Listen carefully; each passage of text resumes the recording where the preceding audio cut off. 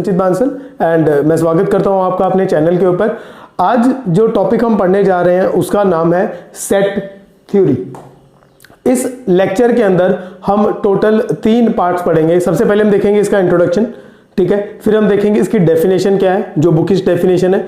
तीसरे पार्ट पे हम देखेंगे इसकी डिस्क्रिप्शन कि मैथमेटिकली हम उसे डिस्क्राइब कैसे करते हैं, ठीक है। तो चलो बिना टाइम वेस्ट किए स्टार्ट करते हैं इंट्रोडक्शन से।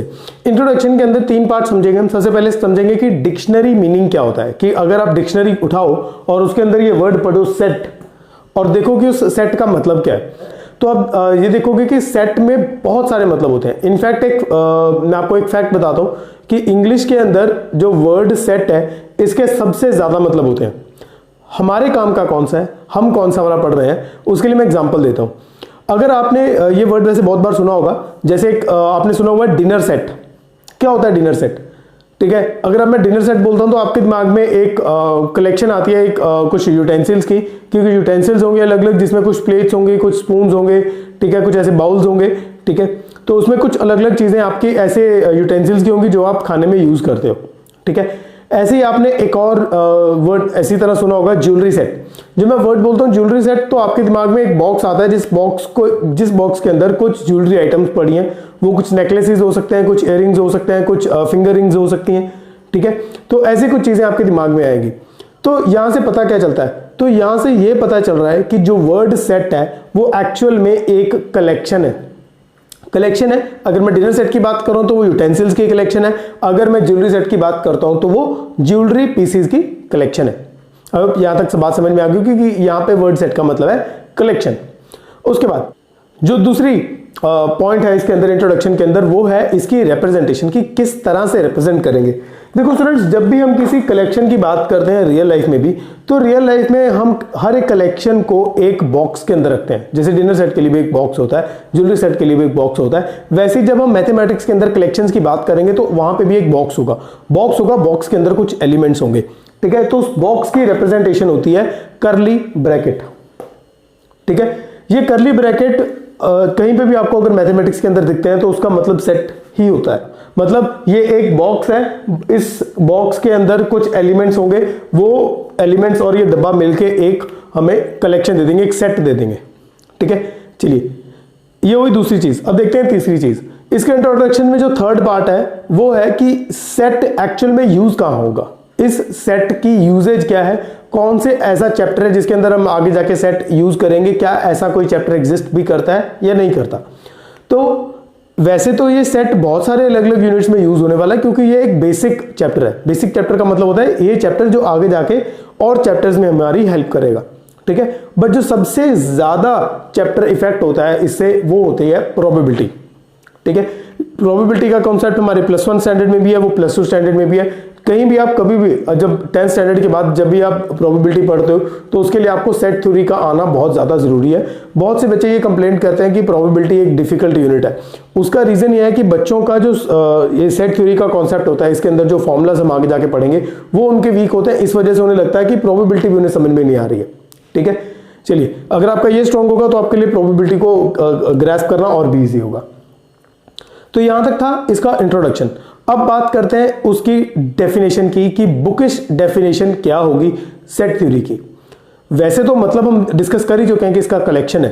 तो बुकिश डेफिनेशन कहती है a set is a collection which is well defined, या फिर मैं दूसरे वे में बोलूं, well defined collection of objects is known as set in mathematics. Mathematics के अंदर सेट के लिए उसका वेल डिफाइंड होना बहुत ज्यादा जरूरी है। क्या मतलब होता है वेल डिफाइंड का, मैं कुछ एग्जांपल्स देता हूं। उस एग्जांपल्स के ब्याह पे मैं आपको बताऊंगा कि कैसे चीज वेल डिफाइंड होती है और कैसे चीज वेल डिफाइंड नहीं होती। चलिए स्टार्ट करते हैं। जो सबसे पहली एग्जांपल है, सबसे पहली एग्जांपल में मैं आपको कहूंगा कि अगर मुझे एक ऐसा कलेक्शन बनानी है, ठीक है। जैसे ऐसे मैंने एक बॉक्स बनाया, मैं इसे बॉक्स बोल रहा हूं, वैसे करली ब्रैकेट बोला जाता है इसे, ठीक है। बॉक्स इसलिए बोल रहा हूं क्योंकि हमें पता है कि सेट जो है वो एक कलेक्शन है और एक बॉक्स होना बहुत जरूरी है, ओके। तो अगर मैं तुम्हें बोलूं कि ऐसी कलेक्शन बनाओ, कलेक्शन ऐसी बननी चाहिए जिसके अंदर आप जो लिखोगे वो होने चाहिए 1 साल के सारे महीने, मंथ्स इन अ ईयर। 1 साल में कितने महीने होते हैं, तो आप लिखोगे सर 12 महीने होते हैं। अगर मैं एक एक करके सारे लिख दूं, जनवरी, ठीक है, ऐसे बढ़ते बढ़ते फरवरी, मार्च, अप्रैल, मई, लास्ट तक मैं दिसंबर तक लिख दूँ। अभी मैं लिख नहीं रहा हूँ क्योंकि टाइम बहुत लग जाएगा ऐसे लिखने में, बट अगर मैं एक कलेक्शन बनाता हूँ तो ये एक वेल डिफाइंड कलेक्शन है। क्यों वेल डिफाइंड है? क्योंकि बहुत क्लियर है, हमें पता है कि एग्जैक्टली हमें क्या क्या चीजें इसके अंदर लिखनी है। ऑलराइट, अगर सिमिलरली अगर मैं बोलूं कि एक वीक में कौन से डेज होते हैं, आप उसकी कलेक्शन बनाओ तो आप बहुत इजीली बना लोगे। ठीक है, अच्छा, तो अगर मैं आपको बोलूं कि आपको एक क्रिकेट टीम, जो हमारी इंडियन क्रिकेट टीम है जिसने 2011 में वर्ल्ड कप खेला था, आप उनके प्लेयर्स की एक कलेक्शन बनाओ। हो सकता है कि आपको नाम अभी ऐसे याद ना हो, बट आप गूगल करके या कहीं से ढूंढ के आप वो नाम लिख सकते हो क्योंकि वो वेल डिफाइंड है। मैंने आपको कितनी क्लियर उसकी डेफिनेशन दी है, 2011 का world cup, Indian cricket team. ठीक है, आपको प्रॉपर मैंने डेफिनेशन दे दी, तो उसे बोलते हैं वेल डिफाइंड। तो वेल डिफाइंड क्या नहीं होता वो समझते हैं। अगर मैं तुम्हें कहूं आप 5 गुड बैट्समैन का सेट बनाओ, एक ऐसा सेट बनाओ जिसके अंदर 5 गुड बैट्समैन के नाम लिखे हो।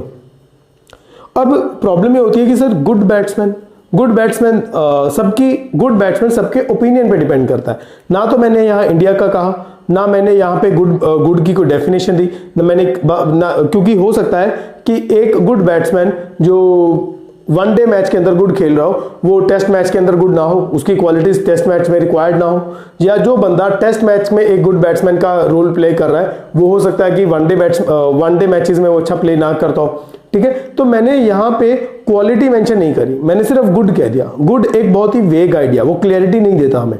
ठीक है, तो इस वजह से अगर मैं कहता हूं सेट ऑफ 5 गुड बैट्समैन, तो ये एक वेल डिफाइंड कलेक्शन नहीं है।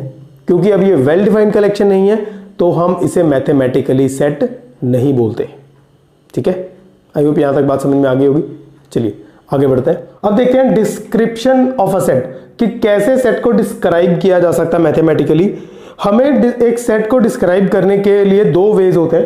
पहला वे होता है रोस्टर फॉर्म, दूसरा होता है सेट बिल्डर फॉर्म। क्या होता है रोस्टर फॉर्म और क्या होता है set builder form? Roster form में हम क्या करते हैं, हम एलिमेंट्स को लिस्ट कर देते हैं सिंपली। ठीक है, कॉमास के साथ सेपरेट कर देते हैं, सेपरेटेड बाय कॉमास।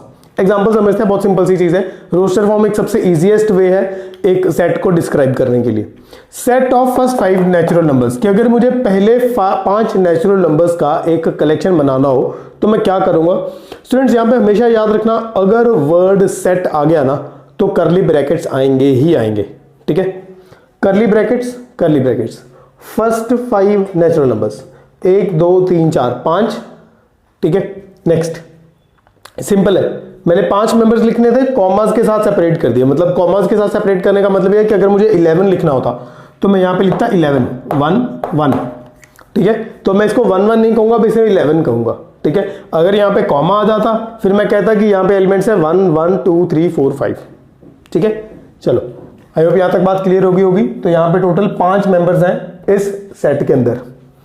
नेक्स्ट बात करते हैं सेट बिल्डर फॉर्म। इसमें क्या होगा, हम लिखेंगे प्रॉपर्टी, कैरेक्टराइजिंग प्रॉपर्टी का मतलब ये होता है कि हम जब भी सेट बिल्डर फॉर्म लिखेंगे या कहीं लिखा होगा सेट बिल्डर फॉर्म, तो उस केस में क्या होगा, उस केस में ऐसे डायरेक्टली एलिमेंट्स नहीं लिस्ट किए होंगे, उस केस में प्रॉपर्टी लिखी होगी।